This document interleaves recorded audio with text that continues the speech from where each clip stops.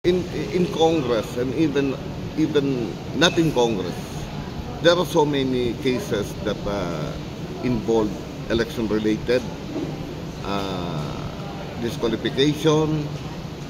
But sa nakikita ko po, lagi na lang COMELEC ang na-issue dito, lalong-lalo na yung second division.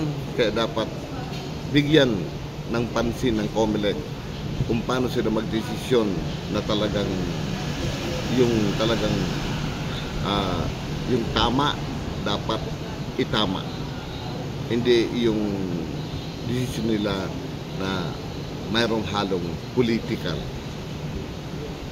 As mandated by the Constitution, independent sila, kaya dapat kung ano man, hindi lang si Governor Noel, dapat po yung fair, yung lahat dapat tingnan nila kung ano talaga ang nangyari sa gobernador ng Albay. Kasi dalawa na po na eleksyon, lagi na lang problema ni Gov. Noel, yan na disqualification, perpetual kung ano.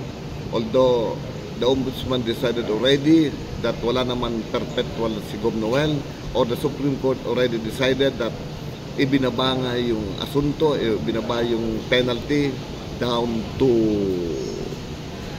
tawag dito yung suspension, and it was already na-serve na po yun ng gobernador.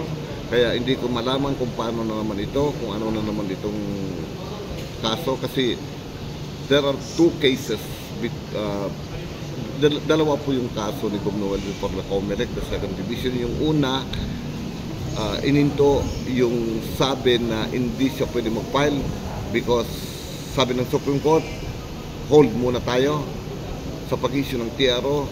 Ngayon naman, kung halimbawa sa unbank naman itong panibagong kaso, sana with prayer na mabigyan ulit, if ma-affirm ng COMELEC and Bank ang decision ng second division, sana po kung umabot sa Supreme Court, sana with prayer na siyempre dapat ma-review yun ng Supreme Court, and temporarily dapat mabigyan si Governor Noel ng temporary restraining order.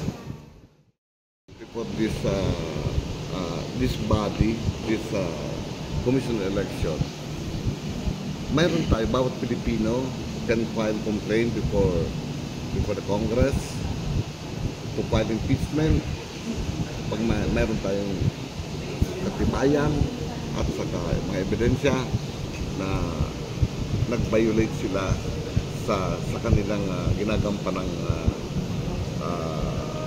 trabaho bilang ng mga kaso sa COMELEC.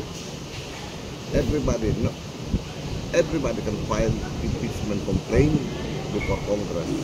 Kaya po, open naman ang Kongreso na pwede sila file ng impeachment basta may basihan.